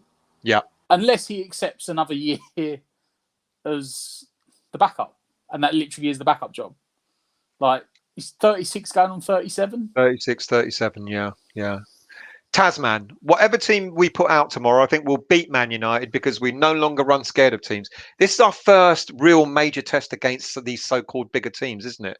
Because I've been saying we've been doing really well so far, but we have yet to play one of the traditional top 4, top 5 teams. So tomorrow's it's going to be very interesting to see what Moyes does. But well, don't count that. They're not one of the big 6, are they? They're not. I mean, they should be because they finished consistently in the top 6 for the last 5 years, more than frigging Arsenal and Tottenham. But Mandy reckons that Vlasic will play the false number 9 and Bowen will play on the right to cover, to provide cover with Soufal. That's also a good shout. I don't think there's going to be. If it's a front 3, I don't think there'll be defined roles. I think if we play a false 9, which we will, I don't think Yarmolenko will start. They'll rotate round. They'll take it in turns. I agree. Because as you said, with the 3 defensive midfielders, that covers our defence. Should amply cover our defence. Yeah. Is it Karachu or Karasu? Lanzini is not good enough to start. Premier League, the Premier League, no. Yeah. Oh yeah, I'd say he's not good enough to start the Premier League against the big teams. If we're playing one of the teams that's, I don't want to say the small teams or less teams because every game in the Premier League's hard. But if we're playing one of the teams where you expect them to sit back and try and absorb you, then that's when you would play a Lanzini because he'd break them down. But Man United is not a game for Lanzini to start, no. Yeah. No Chain 3 Baby, who is shouting at us, telling us, you guys actually think you got a chance against Man United? Yes, every team's got a chance. Did you see how they played against Young Boys? Yeah, exactly. Joan, we're not Lightsdale, Lanzini, Masuaku and Fredericks. No, I didn't say we were, but I think in people's mindset, when it comes to the Premier League, people will look at those 3 players that Joan has listed there and suggest, that maybe they're not starters or good enough for the Premier League. You've got 2 defenders and an attacking midfielder that doesn't start anymore. Yeah, that's what most people look at it and go. Mark, Fornals left, Fredericks on the right, Vlasic behind Bowen. A few people are suggesting Fredericks start. I mean, he did everything to suggest that he would be a contender. Yeah. Trev Tube, most important thing in my opinion is that we don't go too defensive. This is the thing that I'm worried about, that we do go too defensive. That will just encourage a wave of attack. Got to have a go at them. This is where we're going to find out how much Moyes is really putting trust in this team. It says keeps getting better and better. Because we do generally against the big teams just shut up shop and try and, I think you talked about the League Cup game. We lost it in extra time. Yeah. But even that game, I'm pretty sure we played like long balls up. That game, I think Yarmolenko played up front and started, and he was awful. I don't know if he started, but I think he did. Don't forget, that's the game when Mippo was put in a very tricky situation, bringing Mippo on and then for 20 minutes to Mippo go. off. Yeah. I think he came on for Yarmolenko with 20 minutes to go. Yeah. And Yarmolenko did nothing for 70 minutes. Yeah, he did less than Mippo did. Because we put everyone behind the ball and just played up long balls to him. He's like, I'm not going to do anything with that. Mandy, with Benny and Antonio out, Moyes might go 3 at the back for this one with Masuaku and Soufal or Freddie on the right. So, a lot of people are giving Freddie the nod, Fredericks the nod. And you know what? I think that's great. 2 up, 2 down. Anton put 50p in the meter. He's travelled all the way down here from Scotland to get to the game tomorrow. And he couldn't even get himself ready properly to come on the show tonight. I mean, it's poor display from Anton, isn't it? It just shows how unprofessional. Unprofessional, exactly. Hammerette, how are you? Ideally, man, you go down to 10 men. We don't care. 10 men, 11 men, we're still going to I'd love to see it, but we just, even with VAR, we just don't get decisions against them, do we? No, yeah. Who else have we got here? Barry. It'll be like a 5-2-2-1. But top 3 interchanging 5-2-2-1. Yeah, so you got your 3 back 3, you got your wing backs. You imagine you're probably gonna have, if it was a back 3, what you'd have? I suppose you go Zuma, Ogbonna, Creswell. I think so. Yeah. And then you'd have the fullbacks in an attacking sense at least up alongside your 2 set midfielders, Rice and Souček, and then you'd have a front 3 that can interchange. An interchangeable front 3. Yeah. Mark reckons we won't throw Krul into the game against Matt. Are we doing Krul a disservice? Because I remember when we were first linked to him, everyone was screaming out, get Krul, he's brilliant, get Krul. And not suggesting you, Mark, but people now may be thinking he's just not good enough to play against a team like Man United. Well, I suppose it's just he hasn't given a chance yet, is he? Mm-hmm. I mean, look, he'll get his chance over the season. I think he's got to play about 20 games, something like that, before it becomes a permanent. The mark, yeah. So it's not like he won't play. Moyes has got 20 games to decide if he's good enough or not. Yeah, exactly. But I suppose what people might be saying is that if he hasn't played him already, then he's not going to chuck him in. If he didn't chuck him in against Zagreb, he's not going to chuck him in. I still think he will play Man United. Did he need him against Zagreb? Didn't need him against Zagreb. I think he might play the cup game. I've got a feeling you might be right about your three in the middle. You know, I've got a feeling, yeah. Global CFC, thanks for coming back on again, mate. Control the midfield and you beat United, which is why I'm beginning to go your way, mate. You know. Joan, Moyes has got a point to prove against Ole. That's why I think he will play Lanzini and Bowen as striker. I don't think Lanzini will start. I don't think Lanzini will start. Mandy, if Yarmo starts, Matt, I will send you a frame photo. Mandy, he's got no space left on his wall. I don't know if you were watching the show at the start, but guess what? Matt won another prize. Guess what? Matt won the Noble toilet seat. There you go. That's what he won. We were joking. If you look at Matt in the screen and to his left, there's a little gap on the wall. He made a gap on the wall. He knew he was going to win that prize. Yeah, so don't send him anything, Mandy. I'm not going to go for any more prizes. There's a Rice one to win now. That I've not entered it, so you know. You really have got to stop. I mean, I know, mate. Look. I'll be honest with you. It's fantastic, but people will think it's fixed. But the thing is, I'll say this again. I said this before. You've got to be in it to win it. Like, you got to be in it to win it. There was only 65 tickets, right, for the Noble Prize. And you bought 64 of them. I only bought two of them, but they only sold 39 of them. So I had like a 1 in 20 chance of winning. Rabadam, mate, thank you so much. Please beat this awful bunch, Hammers. You'll never walk alone. You never walk alone. Are you a Liverpool fan, mate? Yeah, he wants to beat Man United. Liverpool. Oh, welcome, mate, and thank you for the donate. What money is that? NOK. What's NOK? Is that krona? Norwegian krona? Is it Norwegian krona? I have no idea. I don't know. It might be. But thank you, Rabadam, and we won't beat them for you. We'll beat them for us, but you will benefit from it. And then when we play you, we'll beat you as well. Folks, here we go. Stato, have you or Anton won the Hammers Prizes competition yet? I'll leave you to answer that one, mate. Yeah, I did. Yeah, I did. Even I was a bit like, because if you went to the competition, you get an email once they've done the draw, and then you can go back and watch the live draw. So I went back and watched it, and I was like, oh, yeah, I won again. And I sent the picture to Ant, and I was like, I actually texted him. I didn't send the picture. I sent to him. I said, yeah, I might need to stop entering these draws. And he was like, don't tell me you won again. I'm like, yeah. James Bond, on the positive side of things, if we play a 3-4-3 instead of a 5-3-2, we'll have less poor defensive ratings from that. Manolis, Yasu Diganis Manolis. Hi guys from Greece. Thank you for joining us, mate. Much appreciated. I am trying to run through these because I can see that it's now 10:25 and we're only up to 10 o'clock on the actual comment. We're getting there. Tim Sharpen, hello, mate. Move on from Lingard. If it happens, it happens. Really proud of the lads on Thursday out in Croatia.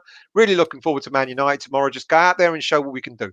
Totally agree, mate. That's totally agree. At the end of the day, as long as they try, as long as they put in the effort, as long as they run themselves in the ground, if we win, win. If we lose, we lose. But as long as we've played to our best, that's all you can do. Exactly. Epic. Man United's most dangerous player is Bruno. He can score goals out of nowhere. Did score a banger. Was it last week? He did, didn't he? Yeah, he did. But let's not worry about him. Zuma will have him in his pocket. Mario Tudor. West Ham is an excellent club, but Man United is one level above. And a European top club. We're a European top club as well. Let's not forget that. It will be difficult to keep Rice, yeah, but he won't be going to Man United. But thank you for that comment, Mario. Thank you for that comment. Gaza, please don't give away a penalty. Who would? I hate it when Fernandes takes penalties. Does my head in. Listen, we don't give away a penalty. Zuma was Fernandes. Yeah. Zuma was fantastic on Thursday, wasn't he? You know, I mean, he is going to be our first. Well, he is our first choice, isn't he? He's got to be. And Tough you could see the on quality he brings in. Like, it was just there to see. tough on Dawson. Yes and no. I'll be honest. For me personally, I think Dawson overachieved in the nicest way possible. Yeah. I think Dawson was brought in to fill in. I want to say, it wasn't bad way. It was almost like Collins' position. Yeah, we needed that solidity, didn't we? Like just like the fourth choice that he isn't going to start every game, but when he comes in, he does a job. Like, you know what you'll get from him. He'll be reliable, and he'll come in every now and again and play. And it's not, he'll be used again, very much so. Yeah, but it's just he done so well linking up with Ogbonna that he all of a sudden he became first choice when he wasn't supposed to be. Long Dark says he can see Noble starting tomorrow. I don't think so. Cup game, maybe. Wednesday. Yeah, cup game. And JC, 100 million too much for Rice. Not if we think he's worth that. NWO, Bowen or Vlasic? You suggested Bowen, but now you're saying it could be like a fluid front three. Yeah. Yeah. Clive, we've got to hold the faith. We are capable of beating anyone on our day. The players that start will play for the win. Declan and Nobes will make sure of it in the changing room. That's a good shout. Absolutely. Scrolling down, we're trying to get to the bottom of these because we want to do a predictions. We're going to finish off with predictions. Rhythms by Dylan. Nice name. Checked earlier, and the last time we lost by more than one goal in any competition was Liverpool in January. The only time this calendar year has to mean something. That's a good shout. That's a good Stato, stat. did you know that stat? Well, there's a new one for you, mate. Rhythms might take over your Stato status. No, that is a good one. I mean, Moyes is clearly, which is weird considering the fact that we've only had like 2 clean sheets. 2 clean sheets, 26 games. Yeah, we've been bad at that. So obviously scoring goals. But that's a good shout. You know what? I didn't know that. I didn't know we lost by more than one goal. That's a really good shout. Thank you for that, mate. Daniela, Mario Tudor and that if Rice won't go to Man U, he wants to go to Chelsea. He's not going to Man U, I think, and he'll go abroad. Do you think Declan will go abroad? Do we really have to, worry about? I mean, the only way he'd go abroad. This is only me looking as an English person in general. The only teams I would go abroad for would be Juventus, Barcelona, Real Madrid, and they're the 3 teams still want to be in the European Super League because they haven't got any money. No, I don't think he'll go abroad. Troj, Fabianski deserves more loyalty. His distribution isn't great, but he ain't done much wrong. I think Moyes has been loyal to him, don't you?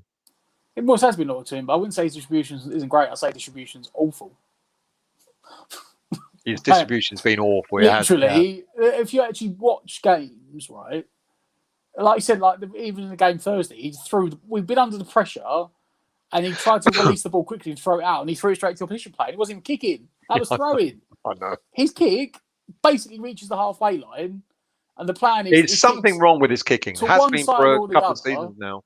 And he just goes, you will know which side he's going, because Antonio and Suchek pull to one side, but that's where the ball's going. And it just about reaches the halfway line. Yeah. He's had something wrong with his kicking for a couple of seasons. Joan, I dropped Fabianski, but my point is Moyes won't. Will Moyes... It's not a case... We've said this. It's not a case of dropping a player. It's resting a player. Does Fabianski get rested tomorrow? I think you've already answered this, mate. I still think he is, but again, like Joan, it wouldn't surprise me if he didn't. But by the end of the season, at some point, he's going to filter in. Yeah. So... Yeah. Barry Witt, if Fab plays and does have 3/4 of a go, if Fab plays and does have 3 or 4 goes in, then Areola will be tried out, I think, tomorrow in such a key game. Also, be last day that undefeated streak will end for all remaining 5 teams, us and top 4. So that means we're going to win tomorrow, according to that Barry. I think a lot of the teams lost today that were undefeated. Right. I'm sure it's pretty much us Man City, Liverpool, and Chelsea. No, Man City lost. Might be us, Liverpool, and Chelsea. The only 3 teams left undefeated in England now. And we will carry on that run after tomorrow. NWO, a keeper needs to make a mistake to be dropped. Oh, you say that. I mean, I thought he made a mistake in the Palace game. Mm-hmm. He didn't get drops. That first goal was really poor goalkeeping. Yeah, I'm inclined to agree, and I think as you said earlier, no chance. The second one he had no chance, but that first one, he should have saved it. But Moyes didn't drop him, and his handling in the air is what's worrying me. Like, yes, he caught a couple of corners. Yeah. When he didn't have anyone to compete and we against. go back to end of last season as well, like the Newcastle game where he dropped the ball there as well. Yeah. James, Fabs has been brilliant for us, and for 5 million followed by a Hammer of the Year. I hope his haters weren't complaining about Payet and Arnie's loyalties. No one's complaining about Fabianski, are they? He has been a loyal servant. I just think I liken it to what I said before about Adrian and Jääskeläinen.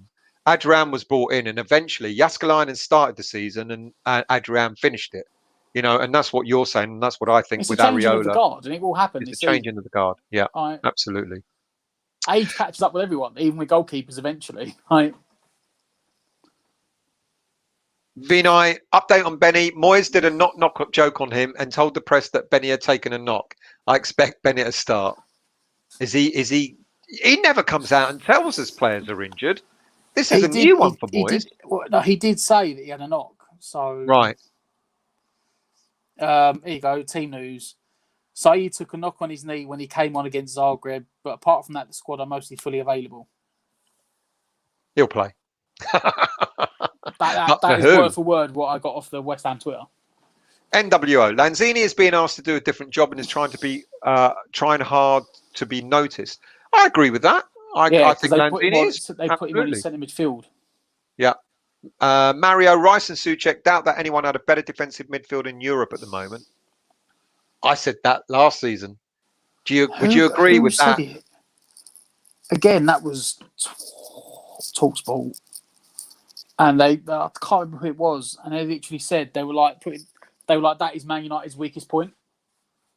They were like that. Man United. They would love those two players at Man U, but most teams would love those two players. It might be, it might be Sky Sports and Paul Merson. It was either that or TalkSport, but they literally said they were like Souček and Rice would start in Man United's midfield too. Not start in any midfield too. Man United's midfield too. Obviously, they were talking about like McTominay and Fred as midfield too. Right. They were like Rice and Souček would start, but McTominay and Fred wouldn't start in West Ham's team. That's so true.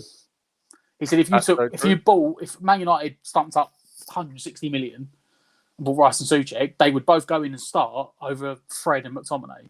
And Matic. But if West Ham got Fred and McTominay in, they would still be back up to Rice and Souček. What a good shout! What a good shout! Trudge, Lanzini lost a yard of pace and almost got sent off as a result late. Yeah, but let's be honest, the first challenge was a clean challenge. Yeah, and you know what? I looking back on it, I think he found out at half time that he'd messed up. I reckon when they had their like little coffee or tea and lemons or orange, whatever, at half time in the ref room, they were like, "Yeah, you messed up on that one with that yellow card because he played the ball." So when Lanzini made that tackle, that was like that's your one for that's the one for the mess up I made. Yeah, and Moyes just gone, no, get him off. Michael P. Stell, where is Lingard? You need to eat your hat. Did I say Lingard's definitely coming? I'm not sure I did. Yeah. You know what? Once you were a month into the window and he hadn't come, it wasn't happening. And we kept going near the end of the window, and Ant was like, "Oh, it's going to happen." No, it's not. It's Ant that kept saying it's going to happen. Yeah, but then he doesn't really know much about football, so only the SPL. Tasman. To be honest, are Man United a Big Six team anymore because they lost the plot when they lost Fergie? That's a good shout. Are they getting back to where they were? There's no such thing as a Big Six anymore. There isn't actually. Yeah. You've probably got a Big Three at the moment, which is Chelsea, Liverpool, Man City. Then you've got about 6 teams behind them. Man United are trying to rebuild, and they spent big money this year to make it maybe into a top 4 again. But Arsenal are a long way off. Yeah. Tottenham are a long way off. Mm-hmm. Leicester are more deserving to be in that big six bracket than either of them two. We're And pushing our way in. from our form in the last season and a half, so we're pushing our way in. Yeah. Yeah. So, is it going to be extended again? They, it used to be the big four, didn't it? And then they had to accept it, become the big six. Is it going to be like the big 8 or 9? Like, yeah. David, mate. I mean, we all are, aren't we? I mean, it's poor show. Just because he's travelled all the way from Scotland to go to a game tomorrow, I mean, still a very poor show for what he could have done it on the train. We could have done the preview earlier. He could have done it live on the train, mate. Exactly. Graham Lindsay, if we sit back, we lose. So let's go toe to toe and see what they've got. I absolutely agree. Khalid, I hope we don't go too defensive as we tried it last season and we didn't get a point out of it. And this is what we've been saying. We don't want to sit back against this team. We can't go full flooded, flying open, because then we go wide open. But Moyes has got, again, and this is the one, in the last 2 games against Man United, he hasn't found that balance between being tight at the back and still doing something going forward. So we've got to hope Moyes has found a better balance for that system tomorrow. Right. Are you ready for this one? Are you ready for this comment? Yeah. You ready for the next one?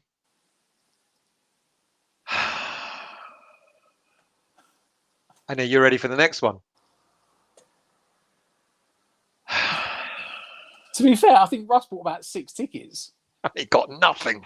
I put it in the group chat that I won. And he was like, "Are you taking this?" I was like, "I bought 6 tickets. How did I not win?" Oh my God! Another prize for Stato, Garino, Matt. Give me 6 numbers. You know what? Give me 6. All I was going to do is I went on there I only bought 2 tickets. Like, I think Thursday, I bought 2 tickets the day before, and I bought number 40, and I wanted to get number 16, which is Noble's number. It didn't have it. I was like, someone's taking it. I went, all right, number 17, and it was 17. And all the guy does, I'm pretty sure he uses Google, and you go on the number generator, and he does 0 to 0 to get it to reset, and he goes 1 to whatever the top number is, and just goes generate number. And he went generate, and it was like 17. I was like, yes. Joan, you'll have a museum soon, Matt. No, I think that's it now. I don't think I've got the room. I think I'm actually going to have to stop entering. Barry says you should actually put it on the toilet seat. Tasman, no one thought we'd beat Zagreb in the week, and everyone thought we'd be nervy, but we smashed it. The buzz around the club is still there from last season. Good shout from Taz, that, isn't it? Good shout. I said we beat Zagreb. I did my research, and I was like, we should beat them quite easily. But even that was like, no, it's going to be hard. I was like, no. Yeah, but Ant knows nothing about football. Norwegian Krona, I was right. It is what I said, isn't it? Yeah, you Stato, the con artist. Stato's mum does the draw. Oh, mate. We should have to pay the money to enter then. I could just take all these free prizes everyone else has paid for. Don't complain about spending money and winning every time, mate. Sod that. Neil, can you give us your lottery numbers this week? You should put the lottery on. Diego, good evening to you. Diego, oh, hello, mate. Crystal Palace fan. Thank you for joining. Just sub, evening all. Mate, much appreciated, and I hope you're well. Thank you for joining. I know they haven't got the points on the board, but they look like a decent team this season. They look very different already, don't they? Vieira's really put a stamp on them. And we didn't think Vieira was going to do it, did we? Really, we weren't sure about it. But the way he's got them playing and the players he's brought in, I think they'll do well this season. Yeah, good shout. Anil, we were desperately unlucky to lose 3-1 last season after controlling the game. More hopeful for tomorrow, expecting not to lose, but a win may be out of reach. Come on, people, we are very close to asking you for your... Wasn't that the game when Haller went round the goalkeeper and fell over? It was. And we 1-0 up at the time. Yeah, it was. I know. Eamon, if Stell wins, it's a fix because Anton and Matt say he's too tight to buy. Mate, don't listen to Anton. We'll find out tomorrow, won't we? We'll find out tomorrow. Well, I don't know. I bought you a round drink last time. It's your bloody round, mate. You a drink. Yeah, that's fine. Yeah. You said it on camera. No, I don't shirk out. Yeah. Right, I'll tell you what we're going to do because people are now starting to put their teams because we've done our team. But why don't you guys now name your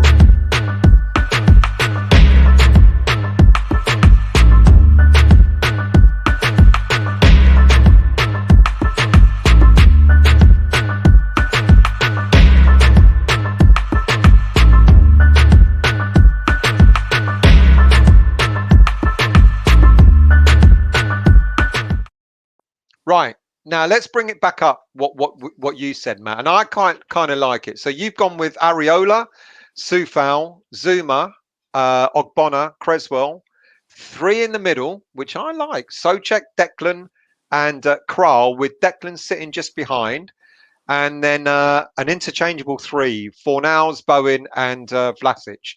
So let's see what other people are saying in terms of what team they will start with. Let's go Alfie.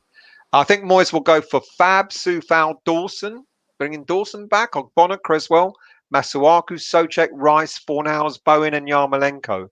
I think Yarmolenko not playing on Thursday means he will start tomorrow. What do you think of that comment, mate? So he's going for the 5 at the back. I don't think Dawson are playing the back 5. Could be wrong. I think because if Soufal's going forward, you need someone with a bit of pace on that right-hand side. I'd even think it'd be Diop in front of Dawson for that position and that style of play. Midfield 2, yeah, Rice and Bowen. I can't see Yarmolenko starting, not in the Premier League game. I just don't think he's got the physicality or the fitness levels to do it. Well, Pete Gads hope he starts because he's reckon he's going to get a hat-trick tomorrow. I take it. If it happened, yeah, sure. And even Khalid says Yarmo will score tomorrow. I don't debate that he wouldn't score. I just don't think he'd start. Yeah. I think he was nailed on to be our European centre-forward. And then Antonio decided that he was desperate to get the first goal in Europe for us and got that second yellow on purpose to make sure he played on Thursday. Diego, as we've been discussing, midfield battles will be key tomorrow. Whoever wins that will win the match. And that's why you've gone with your 3 there, haven't you? Because that will be really, really solid. Because if they're going to have Pogba and Fernandes in the midfield. Obviously, Bruno Fernandes will play number 10. Pogba will sit back. And it's going to be either probably Fred or McTominay, if McTominay's fit. We'll have the better of them, wouldn't we? In all honesty. I'm not belittling those players, but the only way I could have seen it, but I've gone with this now purely because of the Benrahma. If Benrahma was fit, I would have dropped Crow out and moved Fornals into that midfield 3. Yeah. And then you'd have, rather than saying Deck sitting in front, I'd have said Deck and Souček would have sat in front. Yeah. And then Fornals would be just in in front of them, the top of the triangle. Yeah. But with Benrahma out, I just, you know what, you could still fit it in and put Yarmolenko in. I just don't want to see Yarmolenko start. I just don't think he's got the fitness levels. We've seen in other games, he's not anywhere near as effective starting as he is coming off the bench. Yeah. I would rather have Yarmolenko come off the bench, drop Crow after an hour, move 4 hours back and put Yarmolenko up front then, and then give him half an hour to run around. Khalid reckons it's a game for Yarmolenko, and Neil said apparently said I was going to streak across the pitch naked if Lingard didn't come. I remember. You remember that? I don't bloody well remember that. Trev Tube, if Yarmo does play tomorrow, I doubt he will, but I hope he bangs in a hat-trick or maybe 4 like Haller did. Can you imagine? And yes, my drugs are kicking in. Mario, West Ham has the momentum, unlike Man United. Let's hope the Irons can use this to beat Manchester. Will be harder enough against this top team. Olo is the weakest part. Yeah, he agrees with you about Solskjaer. Doesn't think he's a good manager. I think he's a good manager, but I think in terms of tactics and formation and playing style, he hasn't. He'd probably be a better assistant than manager. Yeah. Or a coach, a bit like Nolan. The way he's come in and he's got around the players, and he's got them on side, got the morale up, teaching certain players to do certain things. I just don't think Ollie's got who goes. And there's no disrespect to him, but as I said, it was freaking young boys, and he had a man sent off 1-0 up, controlling the game, and went and put 5 at the back, and then took off their only 2 attacking outlets for Matic and Lingard. Yeah, and lost the game. Because they did nothing up front. And then with 3 minutes, with 3 minutes to go, he put Martial on, tried to get him to then do something, and they lost too at late. the last minute. Yeah. Too late. Frank Butcher, it's fun to dribble past McTominay. It's fun to ruin Ollie's whole day. Singing, that is. I don't know what tune it is, but there you go. Fab Ponton. West Ham is top 6, really, to only dream. We're top 6, but we're not dreaming anymore, are we? Well, we're not top 6 at the moment. We're not at the moment, no. But you know. It's Eamon, very tight in the league, though. I wouldn't call us top 6 yet. One swallow doesn't make a summer. We're going to prove it again this year, aren't we? I think we are in the bracket now of like a top 10, top 8. But I think he's building on it. You know, he's building year on year, and it's look. Was it since the start of 2020? Like only Man United, Liverpool, Man City score more goals than us. Mm-hmm. Yeah, we're the third highest scorers. Yeah. The trouble is we haven't been able to keep clean sheets. In what's that? 20 months. That's good. That's not bad. Goals. For a team with only one striker, makeshift as well. Yeah. Clive, we need a performance like Zagreb. The passion and desire was on everyone's face before the game. Absolutely. Joan, Fabianski, Soufal, Zuma, Oggy, Creswell, Rice, Souček, Lanzini. Lanzini's getting a big shout as well. Bowen, Fornals and Vlasic. Daniela, I like Matt's team with some youth strikers on the bench. Yeah, good shouts. Okay, Flex, maybe? Did they play? They did. Are they playing today or are they playing tomorrow? The under-23s. I can't remember. While you're looking at that, Vinay front four of Benny, Fornals, Vlasic, and Bowen. Benny's apparently injured. Yomo sub for someone on 60 minutes. False number 9 formation. Switch of formation when Yarmolenko comes on. Dazio, Areola, Creswell, Zuma, Oggy, Soufal, Rice, Souček, Fornals, Vlasic, Bowen, Yarmolenko. Another shout for Yarmolenko. Clive, Areola, Creswell, Diop, Zuma, Soufal, Kral, Rice, Souček, Bowen, Vlasic, Fornals. That's the team that they played Monday. They play on Monday? Yeah. Oh, I thought they were playing tomorrow. Okay. No, according to this, they play Monday night. All right. So could get someone on the bench. Could do, yeah. That is good shout. Good shout. Right. We are coming. Oh, it's the YMCA song. Thank you for that, mate. We are coming to the end of the show. So let's get a few more comments in. Thanks, lads. Great show. Got to go. See you, Lee. Great seeing all the comments. Be lucky. We're massive over land and sea. We absolutely are. We are at the bottom. So we are at the final stage of the show. I bet you haven't done a preview as long as this one, have you? And it's been a lot more fun. Be honest. I think David's bottom might have gone up back that long. Yeah, that's different though. Different. Because me and Anne.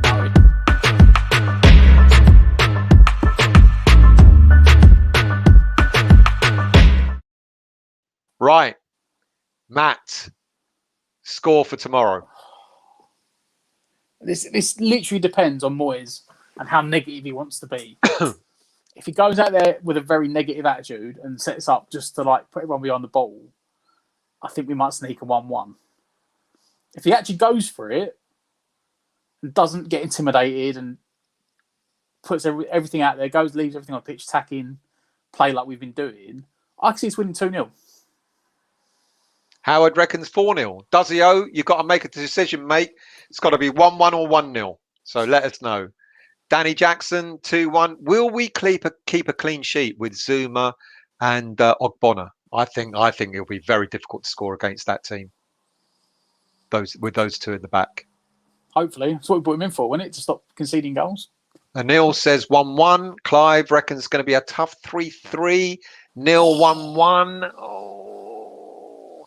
Diego, thank you for coming on. The Crystal Palace fan. Always great to have fans on from who support other teams.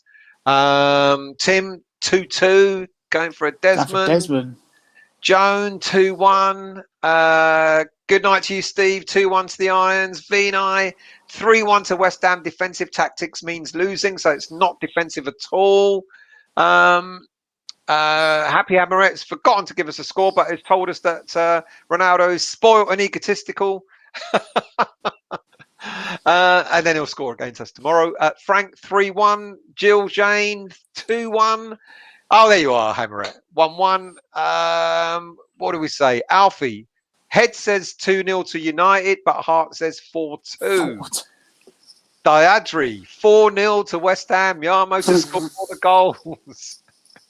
Stephen, 3-0 to West Ham and a clean sheet. Daniela, 1-0 to West Ham. Andy, 2-0 to West Ham. Foe, what? Foe! Oh, he always backs your position. He always does that, doesn't he? It's a reverse psychology there, Foe. Epic, mate. I think you've been taking other people's drugs. 10-0. So what's he been drinking? 10-0. West Ham will win with a Lingard own goal. Ashley from a Man United fan. Good luck tomorrow from a United fan. But remember, we're still unbeaten away from home. Got to be tough either way. It is going to be a tough game. I agree with that. And thank you for joining and thank you for commenting, Ashley. Much appreciated. Global 1-0 to West Ham. Chelsea fans want West Ham to win. James 1-0 to the Claret and Blue. Frank wants us to give the ball to Lingard and let pass it back to the keeper. NWO 2-1 United. We always get robbed. Not tomorrow, mate. Not tomorrow. Only 85 likes with 170. That's poor. Come on, people. Before you leave the chat, hit that like button as you go out. We want to get over 100. Come on. Only 15 to go. And then when we get 15 more, I'm going to say 120. Come on. Hell's Fury, 5-0 to United. Mate, you're taking someone else's drugs as well. Diego, if Varane doesn't start, my prediction is 1-0 to West Ham. Man United, but if he does start, I think Man U will win 2-1. Thank you for being honest, mate. Much appreciated. Jamie Ford, 3-0 to the Hammers. Fucking go in there. We're going to win easy. Frank 10. Even Frank thinks 10-0 is a bit ridiculous. Hell's Fury, you don't have to say it twice, mate. Hang on, you said 5-0 a minute ago. He's gone down to 3-0. He's gone from 5-0 to 3-0. By the end of the show, it'd be 1-0 to West Ham. That's what will happen. Only 65 likes needed for 150, and that's coming from a Palace fan. Come on, people. Get hitting that like button, for goodness sake. Thank you for that, Diego. Much appreciated. Barry Witt, 2-1 to the Hammers, or 4-0 or 4-1 if we lose. Mate, you can't do that. Yanka. So it's either going to be a nervy... It's going to be a nervy win or a thumping. Or we're going to get absolutely spanked. Sounds like the old West Ham, that does, doesn't it? Yanka, 9-1. Collins Ahuta, draw 1-1. There we go. That's it. That's done. I'm going to do my prediction. I think we're going to keep a clean sheet. I think we're going to win 2-0. I think, yeah. I've got to be positive. I'll go for a 2-0. If we win 1-0, will Matt let me have his ticket number next week? You know what? There's no logic behind it. You just pick a random number. That's all I... Fix.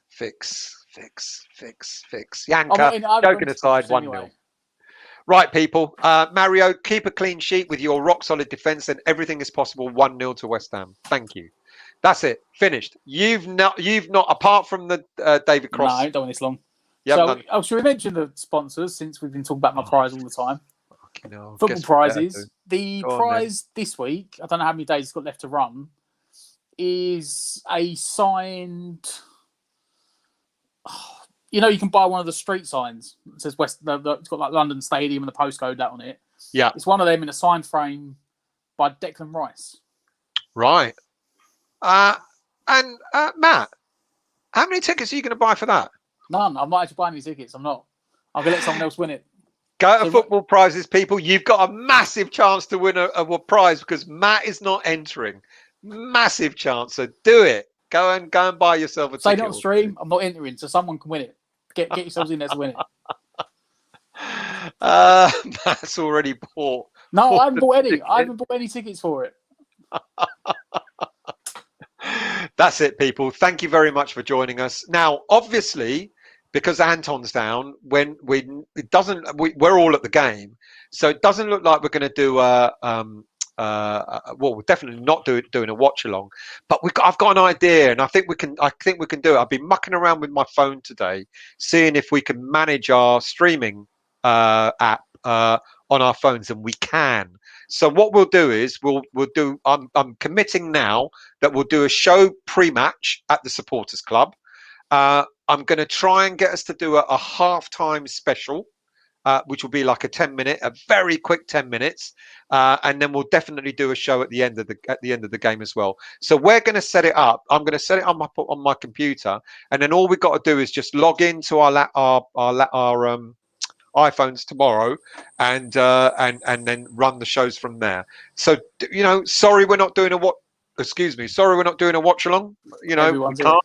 But because we're all at the game, but we will bring you shows tomorrow, and we will bring you some kind of review as well. Absolutely nailed on. I promise you that we will. That the review may be a bit of a half. We'll be pissed. Basically, we'll be pissed. So there you go. Stel, can you wear a hidden camera in your cap during the game? If I want to get expelled for ever. No, is the answer, Vinay. Even if Matt doesn't buy a ticket. So true. Jamie, I'm going to enter under Matt's name. That's a good one. Can you stream it, please? Cannot, Jamie. I'm not risking losing mine. No, you do. You actually how long's the ban for it these days? Lifetime. Is it lifetime? Is it? Oh, it may be a couple of seasons. I'm not risking it. Right, people. Thank you very, very much for watching. Much appreciated. Trust me, we'll bring you some content tomorrow. We absolutely will. And have a good night. I'm Kerry Flack. No, you're not. You're Happy Hammerette. Who's Kerry Flack? Thank you all, and have a good night. And come on, you Irons. 2-0 at the Hammers. It'll work.